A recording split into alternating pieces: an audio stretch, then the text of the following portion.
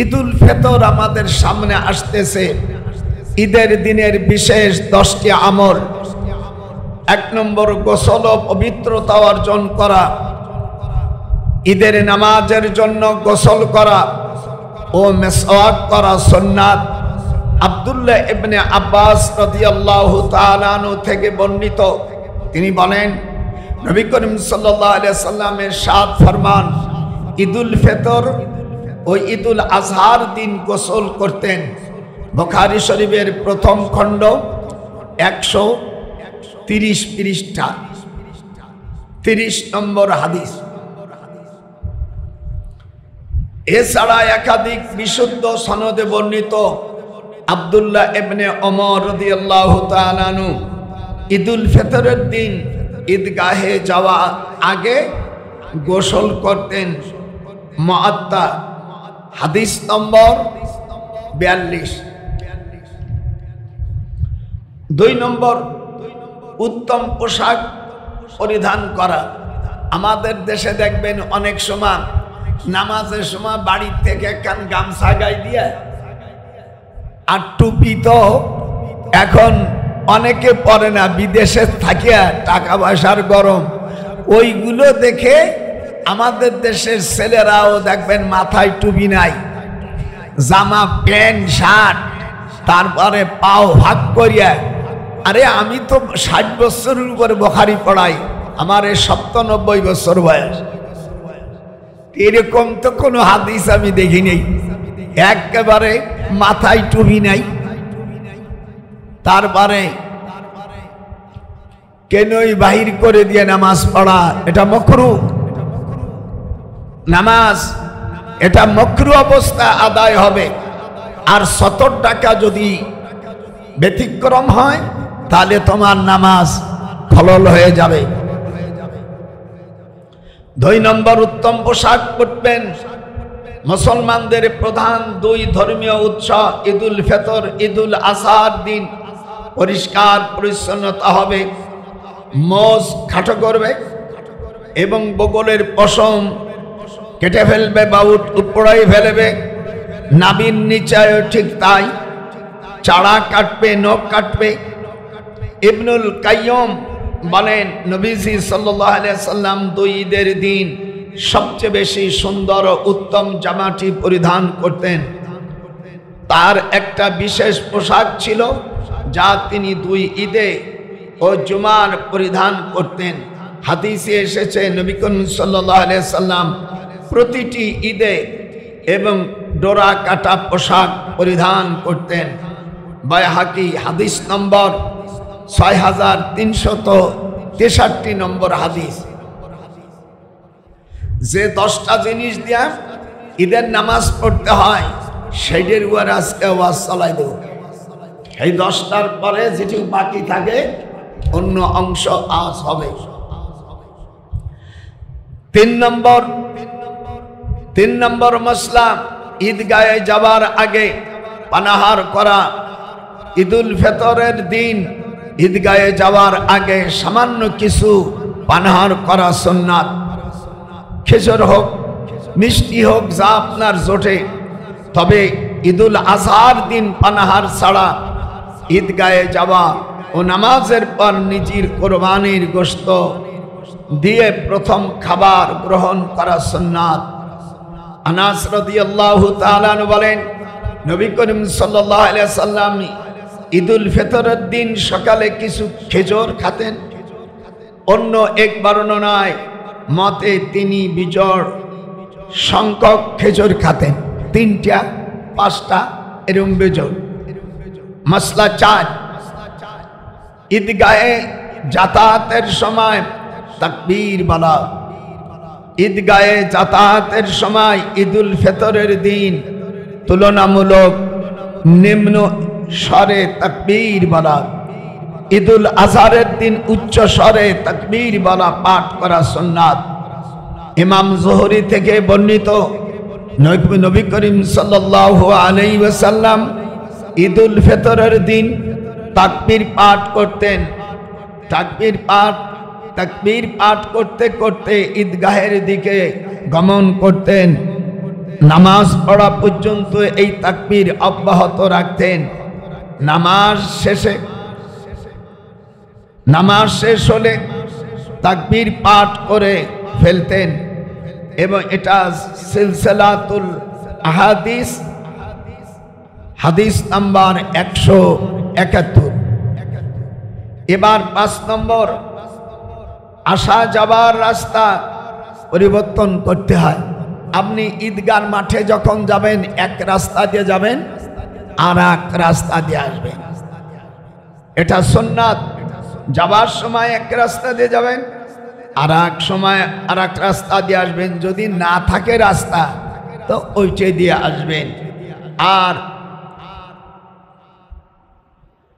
সময় অন্য রাস্তা দিয়ে ব্যবহার করা সুন্নাত। জাবের ইবনে আব্দুল্লাহ বলেন রাদিয়াল্লাহু আনহু বলেন, নবী করিম সাল্লাল্লাহু আলাইহি ওয়াসাল্লাম ঈদের দিন ঈদগাহে আসা যাওয়ার রাস্তা পরিবর্তন করতেন। বুখারী শরীফের হাদিস 986 নম্বর হাদিস। এবার হলো 6 নম্বর হাদিস। 6 নম্বর হাদিস, 6 নম্বর মাসলা, হেঁটে যাওয়ার, হেঁটে ঈদগাহে গমন করা। কোনো ধরনের অবরকতা, অক্ষমতা, শরীরী শক্তি থাকতে নিজেকে দুর্বল মনে করা, এটা না জায়েজ। দেখবেন নামাজ আমরা পড়ি চেয়ারে, ঠিক আছে, যদি অসুস্থ হয় সেটা হলো আলাদা কথা, কিন্তু অসুস্থ নয়, বাপ ভঙ্গি করে সামান্য একটু হয়েছে তাই দিয়া, আর উনি ওই চেয়ার ওনার জন্য সামনে যারা চেয়ারে বসবে তারা যদি মাজুর হয়, অসুস্থ হয়, তাদের জন্য জায়েজ আছে। আর ভালো মানুষ যদি ইচ্ছে করে চেয়ারে বসে, এটা মাকরু হয়। আব্দুল্লাহ ইবনে ওমর রাদিয়াল্লাহু তাআলা থেকে বর্ণনা করেন, হুজুর হেঁটে ঈদগাহে গমন করতেন এবং হেঁটে ঈদগাহ থেকে আবার ফিরে আসতেন। তিরমিজি হাদিস নম্বর 1295, হাদিস নম্বর 7। ঈদগাহে যেতে শিশুদের সঙ্গে নেওয়া। আব্দুল্লাহ ইবনে ওমর থেকে বর্ণিত, রাসূল করিম সাল্লাল্লাহু আলাইহি ওয়াসাল্লাম 2 ঈদের দিন ঈদগাহে যাওয়ার সময় ফজল ইবনে আব্বাস, আব্দুল্লাহ ইবনে আব্বাস রাদিয়াল্লাহু তাআলা আনহু, আলী, জাফর, হাসান, হুসাইন, উসামা বিন জায়েদ বিন হারিসা, আইমান ইবনে আইমান রাদিয়াল্লাহু আনহুম কে সঙ্গে নিয়ে তিনি উচ্চ স্বরে তাকবীর ও তাহলিল পাঠ করতেন, বের হতেন, অথবা তিনি কামারদের রাস্তায় এদিকে ঈদগাহে উপস্থিত হতেন এবং প্রত্যাবর্তন করতেন এবং ইসি মসজিদের রাস্তা দিয়ে ঘরে আসতেন। সুনানে কুবরা বাইহাকি হাদিস নাম্বার 6349। নিজের ছেলে মেয়েদেরকে, বাচ্চা ছেলে যারা আছে ওদের নিয়ে হাঁটিয়ে যাতে থাকে না, নাতি পুতি, এরা যদি হয় ওরা ওদের সামনে দিতে হয়। হাদিস আছে মুরব্বী, চাচা, বাপ, ওকে সামনে দিতে হয়। আর কেউ যদি দুর্বলতা করে হাত উঠায় তাহলে তারা কান্দে উঠে যায়। ওই সময় অনেক সময় দাদা দাদি চাচা বিরক্ত জন মনে করে না। হুজুর সাল্লাল্লাহু আলাইহি ওয়াসাল্লাম বলেন, আমি 3টে গাড়ি নিয়েছি, হাসান, হুসান, উম্মে আইমানটে, বলছে তুই আমার গাড়ি ওঠ। হুজুর সাল্লাল্লাহু আলাইহি ওয়াসাল্লামের আপন ফুফতো বোনের ছেলে, হুজুর খুব প্রিয় ছিলেন, বলে আয় আমার কান্দে আয়। ও 3 জন একসঙ্গে খেলাধুলা করতেন। এই জন্য ছেলে মেয়েদেরকে দূর দূর চাই। একজন বলছে, এক বাচ্চা বলছে আমি ওযু জানিনি, আমি একটু জানতা ধুইছি। হুজুর বলছে তোমার ওই সামান্য দোয়াতেই ওযু হয়ে যাবে। সুবহানাল্লাহ। কাকে আমি কিরম সামান্য ধুইছি? কয় না না, আমি বুক পর্যন্ত পানি দিছি আর মুখ ধুইছি, হাত ধুইছি। তোমার ওযু তো হয়ে গেছে, হাত দেওয়া, মুখ দেওয়া, বুক পর্যন্ত। আর নানাকে খোসা দিতেন, মানে 2-1টা ছেলেদেরই তো নানা নানিদের এরকম খোসা দিতেন। হুজুর মুস্কি হাসি দিতেন হযরত ফাতেমা রাদিয়াল্লাহু তাআলা আনহা, হাদিস শরীফের মধ্যে আসছে বাইহাকি, উনি বলতেন আব্বা এরা বিরক্ত করে, বলে এই বিরক্ত করাটাই আমার জন্য আনন্দ। অনেক দাদা আছে, চাচা আছে, দেখবেন ওই গেলে পরিষ্কার জামা জমি দূর দূর দূর দূর মানে সেই এটা করা মাকরুহ। হাদিস শরীফের মধ্যে আসছে 8 নম্বর ঈদের শুভেচ্ছা বিনিময় করা। ঈদের দিন একে অপরের সঙ্গে এবং 2 হাত দিয়া আল আফসু বিল ইয়াদাইহি, হাদিস আল আফসু বিল ইয়াদাইহি 2 হাতে আর এক হাতে মুসাফা করা, এটা ইহুদিদের প্রচলন। হুজুর বলেন মান তাসাব্বা বিকওমিন ফাহুয়া মিনহুম, যারা তোমরা বেজাতিদের অনুসরণ করবে তাদের সাথেই তোমাদের হাসর হবে। খবরদার এক হাতে, এটা ইহুদিদের আচরণ। হুজুর সাল্লাল্লাহু আলাইহি সাল্লাম বলেন এই 8ই রমজানের দিন আল্লাহ তাআলা সুদের আয়াত নাযিল করেন, ইয়ামহাকুল্লাহুর রিবা ওয়া ইউরিবুস সাদাকা। হুজুর আয়াতটা 3 বার পড়লেন। সাহাবারা হুজুরের দিক তাকাইছেন, আল্লাহর হাবিব আজ নামাজ পড়াবেন। হুজুর আবার বললেন ইয়ামহাকুল্লাহুর রিবা ওয়া ইউরিবুস সাদাকা। এটা কোরআন শরীফের আয়াত। সূরা বাকারার ভিতরে আসছে যারা সুদ খাবে ঘুষ খাবে এরা ধ্বংস হবে।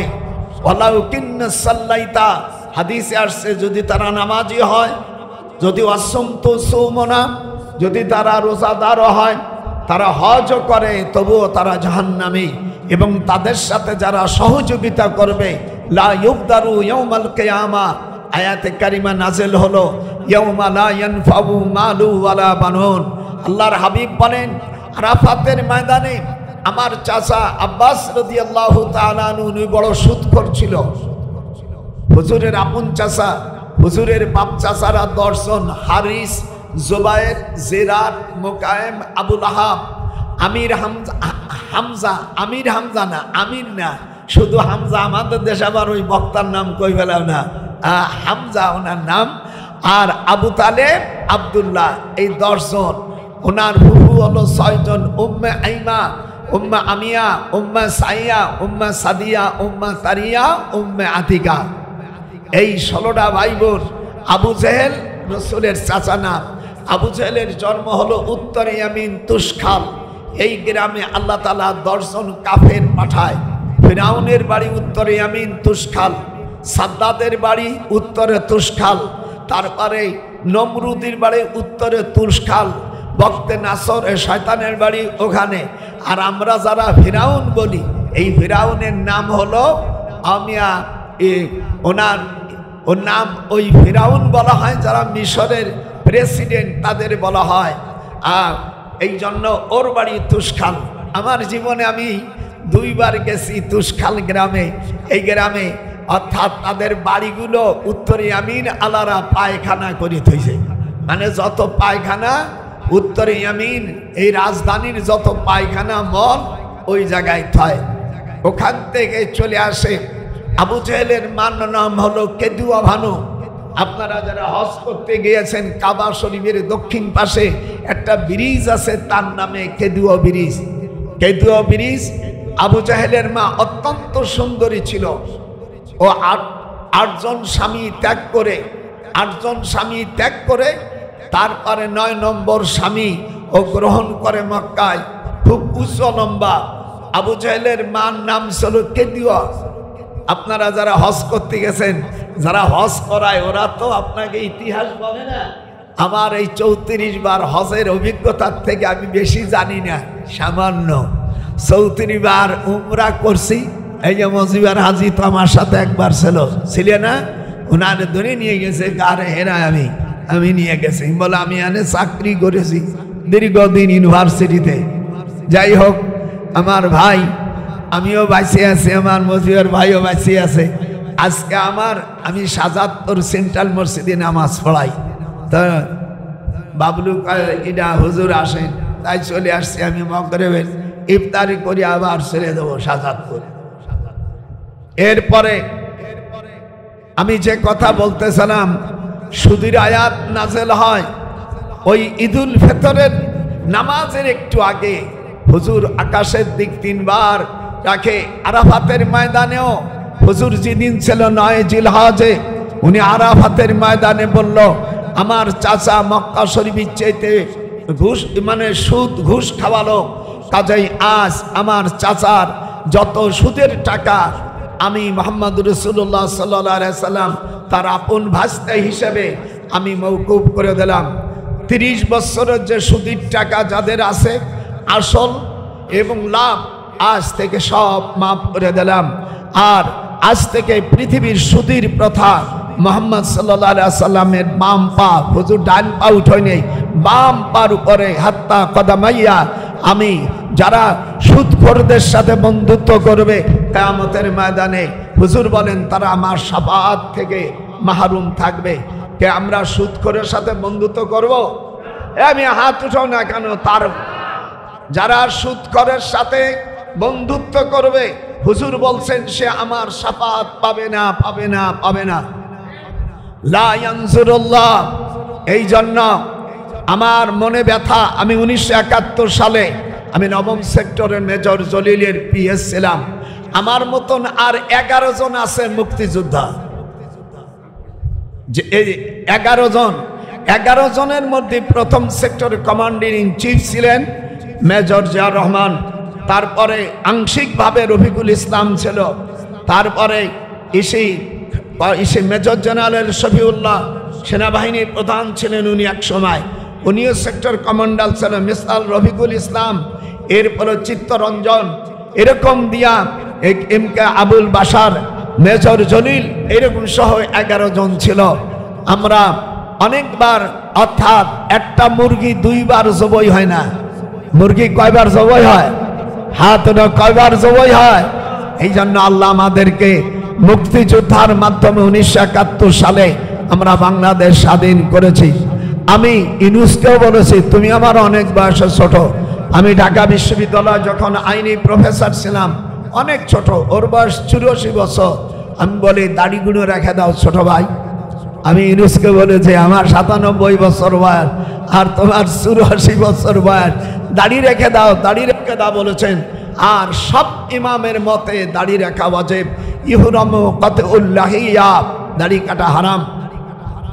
যাই হোক, হুজুর সাল্লাল্লাহু আলাইহি সাল্লাম বলেন 8 নম্বর ঈদের শুভেচ্ছা বিনিময় করবে। আর তোমরা কি করবে? মানুষদেরকে সাহায্য করবে। গরিব হোক আর ধনী হোক, কার প্রতি হিংসা থাকবে না।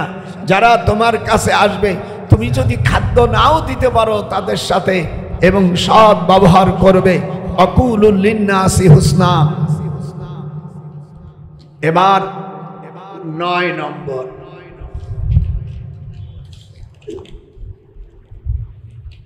ঈদের খুতবা শোনা। ঈদের নামাজ শেষে খুতবা মনোযোগে সহকারে শোনা। হাদিসে এসেছে আব্দুল্লাহ বিন সাইব রাদিয়াল্লাহু বলেন, নবী করিম সাল্লাল্লাহু আলাইহি সাল্লামের সঙ্গে আমি ঈদগাহ উপস্থিত হলাম। এরপর তিনি আমাদের নামাজ পড়িয়েছিলেন। এরপরে আমরা নামাজ শেষ করেছি। যার ইচ্ছা সে খুতবা শোনার জন্য বসবে, আর যে চলে যেতে চায় সে চলে যাবে। ইবনে মাজাহ হাদিস নম্বর 1073। 10 নম্বর, ঈদগাহ থেকে ফিরে নফল আদায় করা। ঈদের দিন নামাজ আগে ও পরে ঈদের নামাজের স্থানে যে কোনো ধরনের নফল নামাজ আদায় করা মাকরুহ। সেই দিন কিন্তু শুধু ঈদের নামাজের জন্য বসে থাকতে হবে। ঈদের মাঠে ঈদের নামাজের পরে ঈদগাহ থেকে বাড়ি ফিরে 2 রাকাত নফল নামাজ আদায় করা সুন্নাত।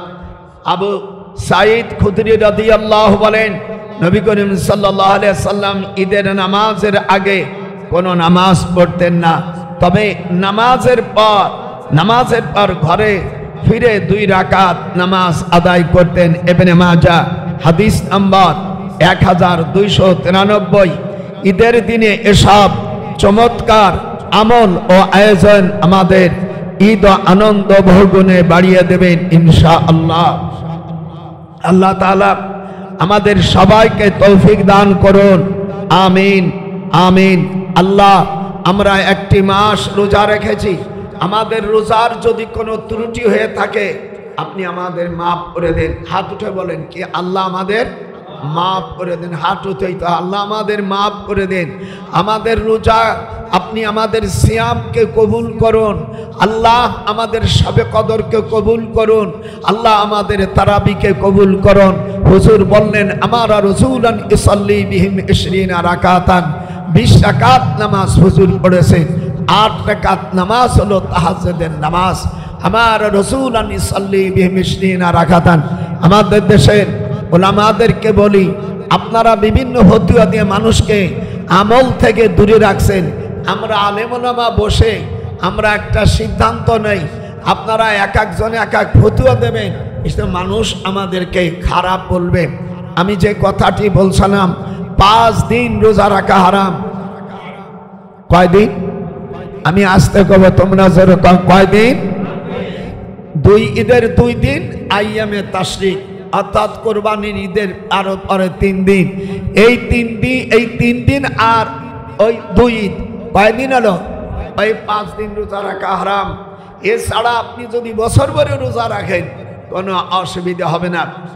আর হুজুর সাল্লাল্লাহু আলাইহি সাল্লাম বলেন, যেই মজলিসে সুদখোর থাকে সেখানে তোমরা খানা খাবে না। তোমরা বিভিন্ন অজুহাত ধরে, ইব্রাহিম আলাইহিস সালাম উনি সুদখোর ঘুষখোর লোক বসেছিলেন, তাই ওনার উম্মতের মধ্যে সুদ ঘুষ বন্ধ করতে পারেন নাই। তাই উনি বলছেন আন্নি সাকিম, আমি অসুস্থ। আমাদের দেশের কিছু মৌলবী বলছে ইব্রাহিম আলাইহিস সালাম মিথ্যা কথা বলছে, কথা বাজে কথা। নবীরা কোনোদিন মিথ্যা কথা বলে না। কোরআন শরীফের মধ্যে আসছে সাকিম শব্দ অসুস্থ মানে কমকে উনি দীর্ঘ 40 বছর পর্যন্ত দ্বীনি দাওয়াত দিয়া তাদের সুদখোর ঘুষখোর দের বন্ধ করতে পারে নাই।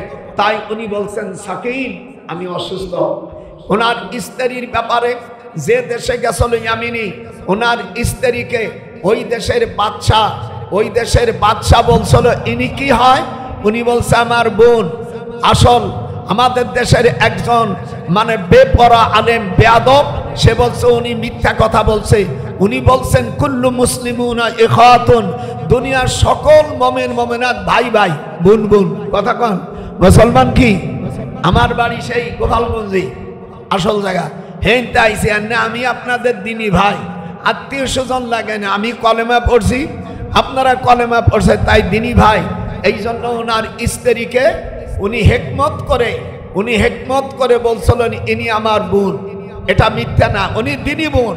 আমাদের দেশের এক বেয়াদব, নাম বলবো না, তার ভক্ত থাকতে পারেন, ওকে জুতো দিয়ে পিটান দরকার। নবীরা কোনোদিন মিথ্যা কথা বলে? এরা যারা বলে এরা হলো জারদ সন্তান। হুজুর সাল্লাল্লাহু আলাইহি সাল্লামকে যখন ওলীদ ইবনে মুগীরা বলল মুহাম্মদ মিথ্যা কথা বলে, তখন এই আয়াত নাযিল হয়। আপনার দেশে কোরআন শরীফ সূরা কলমের 13 নম্বর আয়াতে আল্লাহ বলেন উতুল্লিম বাদা যালিকা জানিম। আমাদের দেশের কিছু দল আছে, তারা ইব্রাহিম আলাইহিস সালামকে মিথ্যাবাদী বলছে, যে তিনি মিথ্যাবাদী বলছেন। এরপরে নমরুদ বলল ইব্রাহিম এই মূর্তিগুলো কিডা ভাঙছে? ইব্রাহিম আলাইহিস সালাম বলছে তোমার ওই বড় শয়তানরে জিজ্ঞেস করো। এই আমার দিকে হাত উঠানো, এই কোরআন শরীফের কথা বলি না, তোকে দেশে কোরআন শরীফ নাই? সূরা আম্বিয়ার মধ্যে আছে।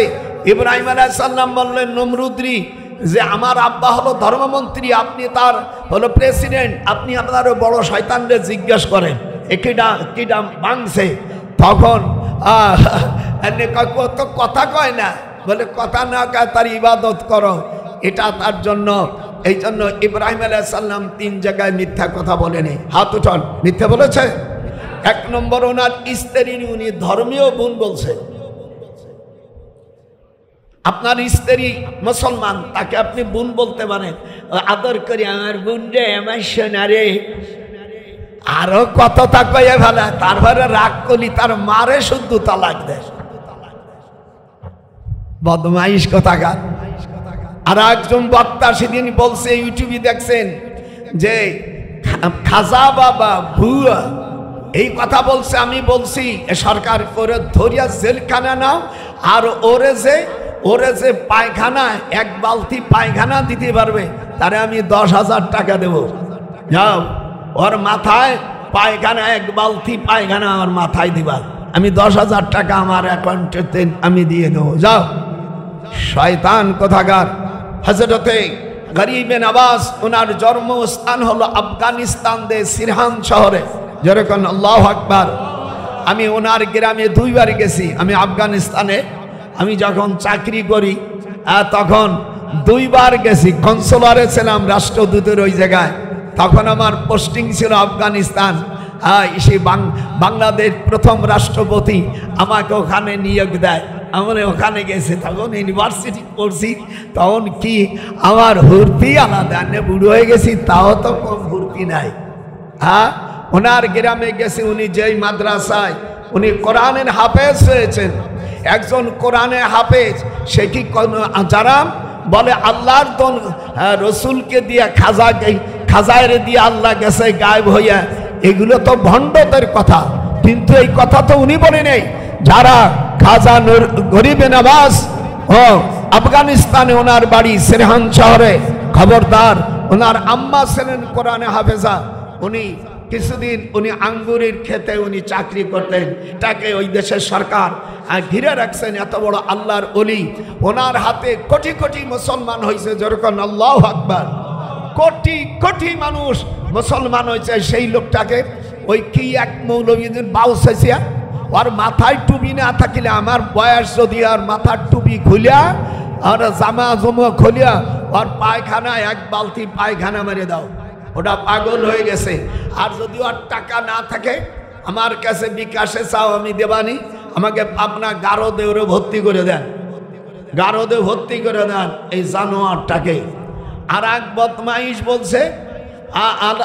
বদমাইশ বলছে যে একটা মসজিদ বানানো, 1000 মসজিদের চাইতে একটা ব্রিজ বানানো এটা উত্তম।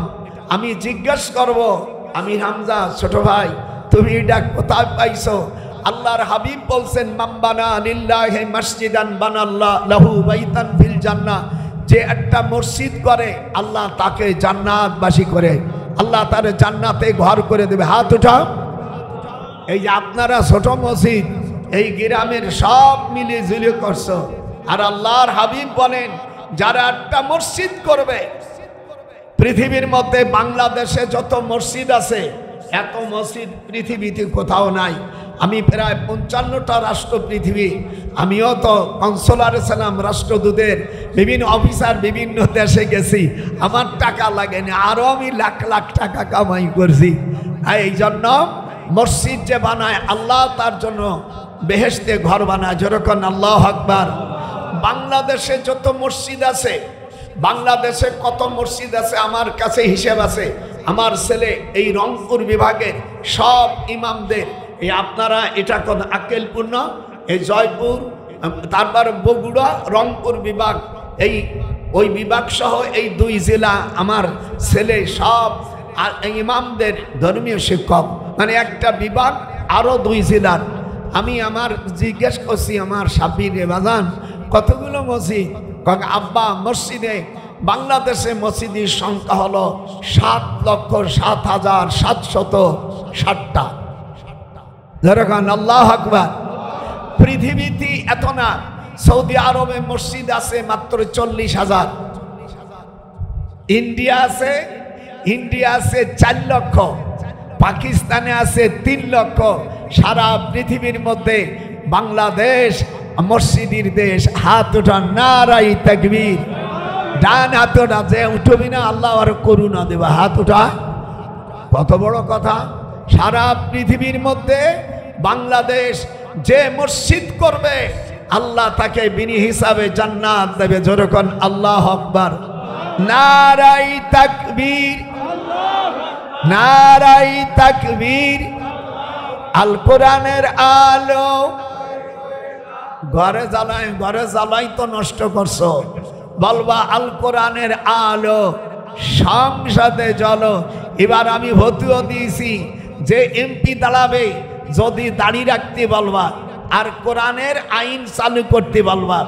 যারা দাড়ি কাটে তাদের ভোট দেওয়া মাকরুহ, গুনাহ হয়। বলবা তুই আগে দাড়ি রাখ।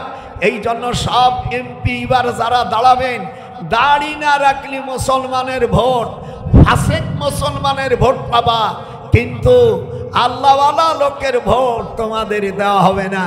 যতই ভৈরববাজি করো, আমি একজন সেক্টর কমান্ডারের পিএস, আমি পরিষ্কার বলে দিছি, খবরদার, আমরা বাংলাদেশ স্বাধীন করেছি 1971 সালে, আর এই 5ই আগস্ট হয়েছে আমার ছাত্র ভাইদেরকে কোঠায় তারা বিজয় হয়েছে, কিন্তু আমরা বুঝি নেই এই কোঠার নাম নিয়ে যে ওরা রাজনীতি করবে। আমি নাহিদ ওই সার্জিসকে বলছি, এই গোপন খবর তো আমরা জানি না, তোমরা ছোট মানুষ, এখনো লেখাপড়া শেখো নাই।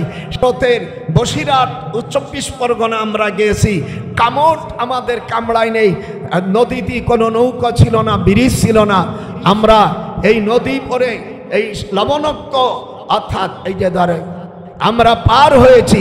এই জন্য দেশ স্বাধীন হয়েছে 1971 সালে। আর যেটা 24 সালে তোমরা কি করেছো, আমার এক মুক্তিযোদ্ধা আব্দুল হাই কানু, অর্থাৎ কুমিল্লা আব্দুল হাই কানুর গলায় তোমরা জুতোর মালা দেছো। তোমাদের সময় আমরা মুক্তিযোদ্ধার গলায় মালা উপহার পেয়েছি। আর 2025 সালে আমরা পেয়েছি অর্থাৎ শিশু ধর্ষণ। আজকে পেপারে দেখেছি নারায়ণগঞ্জের নিজের ছোট মেয়ে 14 বছর মেয়েকে বাবা জিনা করেছে। আর আসিয়ার কথা তো কয়েকদিন আগেই শুনছেন, শ্বশুর অর্থাৎ তাওই সাহেব আর দুলোভাই মিলে 8 বছর মেয়েকে জিনা করেছে। আমরা ইউনিসি সরকারে পেয়েছি আমরা কি জিনা ধর্ষণ। 2024 সালে মুক্তিযোদ্ধার গলায় তোমরা মালা দিয়েছ। 14 গ্রাম থানায় আমি কেস করেছিলাম, তার বিচার এখনো পাই নেই। আমার গ্রামের সুপ্রিম কোর্টের 3 নম্বর তৃতীয় বিচারপতি ইমদাদুল হককে আমি বলি, তোমার বাড়ি আর আমার বাড়ি একই গ্রামে, এদেরকে বিচার। আবার সেদিনকে হাইকোর্ট থেকে দিয়েছে, বিধান দিয়েছে 180 দিনের আগে বিচার হবে না। 180 দিন গেলে মানে টাকা মাল পানি মারিয়ে দেবে, এই চোররা খেয়ে দেবে। আল্লাহ কোরআন পাকের মধ্যে বলেন, আমাল্লাম ইয়াহকুম বিমা আনজালাল্লাহ ফাউলাইকা হুমুল কাফিরুন জালিমুন ফাসিকুন। আপনার দেশে এই আয়াতটা খুব সম্ভব আছে সূরা মায়েদার 44, 45, 46 নম্বর। আল্লাহ বলেন কোরআনে, যদি কোনো বিচারপতি যদি কোরআন দিয়ে বিচার না করে, মুসলমান হয়ে বিচার না করে, সে কাফের। আমাল্লাম ইয়াহকুম বিমা আনজালাল্লাহ ফাউলাইকা হুমুল কাফিরুন। যারা আমার কোরআন দিয়ে বিচার করবে না, সেই ম্যাজিস্ট্রেট, সেই বিচারপতি, সেই জজ, সেই জুডিশিয়াল জজ হোক, সেই প্রধান বিচারপতি হোক, হাইকোর্টের বিচারপতি হোক, আল্লাহ তাকে ফতোয়া দিয়েছে কাফের। যারা কোরআন অনুযায়ী বিচার করে না। তারপরে বলছেন জালিমুন, জানেন, তারপরে বলছে ফাসিকুন, কোরআন দিয়ে বিচার করবে। আজ আল্লাহ কোরআন পাকের মধ্যে বলেন, ইল্লা মুকাআ ওয়া তাসদিয়াতান ফাসুকুল আযাব। তোমরা যখন কোন মসজিদের পাশে শীষ দেবে, একটা মহিলা গেল, আপনি শীষ দিলেন, তার শাস্তি হবে 30 বছর জেল, কোনো জামিন হবে না। যে জামিন দেবে ওই বিচারপতি কাফের হয়ে যাবে। যদি একটা আঙ্গুল নষ্ট করে দেয়, ওয়াফি কুল্লি ইসবাইন মিন আসাবিল ইয়াদি ওয়ার রিজলি আশারুম মিনাল এবেল। নাসাই শরীফের হাদিস, মিশকাত শরীফের 303 পৃষ্ঠার বাবু কিতাবুদ দিয়াতের হাদিস রয়েছে। তার একটা আঙ্গুল নষ্ট করলে 10টা উট দিতে হবে। দুটো ঠোঁট নষ্ট করলে অফিস সাবাতাইনি দিয়াতুম মিআতুম মিনাল এবেল, দুটো ঠোঁট নষ্ট করলে 100টা উট দিতে হবে। বেলা ডোবার ইফতারে আবার আগে আমার একটু ইদিস ওয়াজ করিয়েই যাচ্ছি, আবার ওদিকে একটু মিলাদ পড়তে হবে। আবার নাক নষ্ট করলে 100টা উট। তারপরে স্ত্রীর যদি স্ত্রীর মুখে বক্সেন দিলি 100টা উট, স্ত্রীর মাথার চুল ধরে টান দিলি 100টা উট, স্ত্রীর হাতে মোড়ন দিলি 33টা উট, আর স্ত্রীর যদি ডান পাও নাথি দেয় 200 উট। যারা বৌরি নাথ হইছ, কালকে জায়গা জমে বেছে এইগুলো দেবা, নাই তোমার জানাজা পড়া হারাম। ভালো কথা বলে দিলাম, মাওলানারা ডাক দিয়েছি, হাদিস দিয়ে বলে দিলাম। আপনারা প্রিয় দেশবাসী, আর একটা আপনাদেরকে আমি জানাই ঈদের শুভেচ্ছা, যেরকম মারহাবা। সারা পৃথিবীর সকল মুসলিম উম্মাকে আজ সৌদি আরব বা যে দেশে ঈদ হচ্ছে, তাদেরকে আমি ঈদের শুভেচ্ছা জানাই। আর আগামীকাল আপনাদের ইনশাআল্লাহ আপনারা চাঁদ দেখতে পারবেন আল্লাহ রহমতে। আগামীকাল বাংলাদেশ, ভারত এবং পৃথিবীর যে সমস্ত জায়গায় ঈদ হবে তাদেরকে আমি ডক্টর সৈয়দ নজরুল ইসলাম সকলকে আমি ঈদের শুভেচ্ছা জানাচ্ছি। যেরকম আমিন, আরো যেরকম আমিন। আল্লাহ সকলকে যেন ঈদের শুভেচ্ছা আমি জানিয়ে দিলাম। আমার মা বোন নাতি পুতি যারা আসো সকলে মিষ্টি খাবা। যদি কার ঘরে কিছু না থাকে পাশে ধনী লোক থাকলে তারে সাহায্য করবেন, তাকে সাহায্য করবেন। আর আমি এই ব্যাপারে একটা বই লিখেছি, পারলে আপনারা বইটা নেবেন। এই বইটা এই বইয়ের টাকা এতিমখানা চলে যাবে। আমার লাগবে না, আল্লাহ আমার অর্থ দেশে। আমি এই বই নিয়ে এমনি টাকা চালি ফকিরি বাচ্চা সৈয়দ বংশের ছেলেরা কার কাছে ভিক্ষা চায় না। আমি বইটা লিখছি, এই বই টাকা এতিমখানা চলে যাবে। এর মধ্যে কোরআনের 30 দিনের কি হাদিস আছে সকলেই জানা দরকার না বাবা? একটা এতিমের মাথায় খালি এদিকে আসো, একটা এতিমের মাথায় খালি এরকম হাত দেবেন। মাম্মাসা আলা রাসি ইয়াতিমা ক্বালা লিকুল্লি শারাতিন হাসানা। হুজুর বলেন আজ আমি ঈদগার মাঠে তোমাদের সবচেয়ে বড় ওয়াজ করতেছি। এতিম ছেলে কারা আছে? 4-5টা এতিম ছেলে, তাদের জামা কাপড় নাই। হুজুর সাল্লাল্লাহু আলাইহি সাল্লামের মাথার পাগড়ি দিয়ে দিলেন। আবু বকরকে বলো তোমার পাগড়ি দাও। এরপরে বলছে আবু বকর টাকা আছে? বলে হুজুর আমার 500 দিরহাম টাকা আছে। বলে এই শিশু কটারে ভাগ করে দাও। আপনারা বলেন আল্লাহর নবীর কথা আমরা শুনবো না? হুজুর তখন ওই বাচ্চা ছেলে এতিমকে নিয়ে মাথায় হাত দিয়ে বললেন মাম্মাসা আলা রাসি ইয়াতিমা ক্বালা লিকুল্লি শারাতিন হাসানা। কোন এতিমের মাথায় যখন কেউ হাত দেয় তাদের মাথায় যতগুলো চুল আছে অতগুলো নেকি আল্লাহ তাআলা দিয়ে দেয়। যেরকম মারহাবা। আপনারা আমি ওই বইটি আনছি। 30 দিনে কি কি আয়াত নাযিল হয়েছে, এই রমজান মাসে কি কি আয়াত নাযিল হয়েছে, কি কি হাদিস হুজুর বলছেন, এই ধরনের বই বাংলাদেশে আছে বলে আমার মনে হয় নাই। পারলে সকলে এক একটা বই নিয়ে যাবা। আমি তোমাদের কাছে টাকা চাই না, একটা বই 100 টাকা আমার এতিমখানায় যাবে। যদি কেউ পারো নেবে। বয়স হয়ে গেছে, এনে বাংলাদেশে আমার লেখাপড়া নাই। ও যার ডিগ্রি মিগ্রি আছে ডক্টরে MA মাস্টার মিশন টিচার, ও আমি গল্প করি না। তো আপনাদের কাছে চাই আল্লাহ জানো আমাদের আজকে ঈদের মাঠে কি কি করতে হবে এই ওয়াজে শুনি আপনারা খুশি না বেখুশি? কথা কয় না ধরো খুশি না খুশি? আমি সব হাদিসগুলো এক জায়গায় করছি। মানে এই দিনে কি কি করতে হবে সকলে বাড়ি যাইয়া, গ্রামের বাড়ি হাদিস শরীফে আসছে যদি ঈদের দিন কোনো গরিব থাকে সেই গরিবের বাড়ি যাইয়া তাকে টাকা দিতে পারে নাই, যাইয়া বলছে কটা বই নে 100 টাকা। যদি কেউ যাইয়া বলছে তোমার ঘরে কিছু আছে, বলছে নাই, যে গেছে তারও দেওয়ার ক্ষমতা নাই। আল্লাহ বললেন যা তোর গুনাহ মাফ করে দিলাম। আমরা কিছু দিতে পারবো না, কিন্তু বাড়ি যদি কোনো গরিব থাকে, অনেক ধনী আছে গরিব হয়ে গেছে টাকা পয়সা নাই, তুমি তাদের পাশে কিছু দিও। আমি সেদিনকে গেছি, আমার স্ত্রী তো দাদি এই আমেরিকা যাওয়ার আগে বুড়ি আমেরিকা পাকার পর জামাই নাতির কাছে চলে গেছে।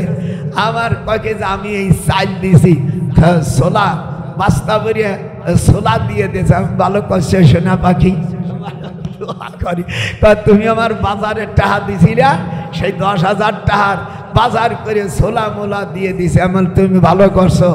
এই জন্য বাড়ি যাইয়া বউরে একটু দিনদার বানায়, জন্মের বকিল দেখবেন মরে গেলেই আপনার আমার কাফনের কাপড়ের পকেট নাই। নানা বাইরে বলো কি আছে নাকি? নানারা কথা কও, কাফনের কাপড়ের পকেট আছে? কথা কয় না, দেখিস?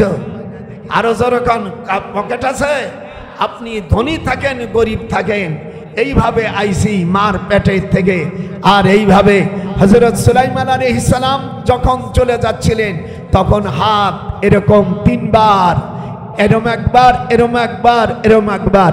তখন হযরত সুলাইমান আলাইহিস সালামের বড় ভাইয়ের নাম আব্দুল্লাহ, উনি বলছিল দেশবাসী বাইতুল মুকাদ্দাসের কাছে আমার ভাই সারা পৃথিবীর রাষ্ট্রপতি ছিলেন, আজ তিনি 3টে হাত বাইরে গেলে কোজা কা আদব হামনিশিনি আদফরাত কোজা কারুন হামসে লাদ মাহারাত আজনাম शुदू चंद गुयद में खाई अगर चानम बदशाह अदरवी ओ दुनियार मानुष তোমরা জেনে রাখো আমি সুলাইমান দুনিয়া থেকে চলে গেছি রাষ্ট্রপতি সারা পৃথিবীর আমার ক্ষমতা দিয়েছিল আল্লাহ আমি সুলাইমান আজ তোমাদের সামনে আবার খালি হাতে যাচ্ছি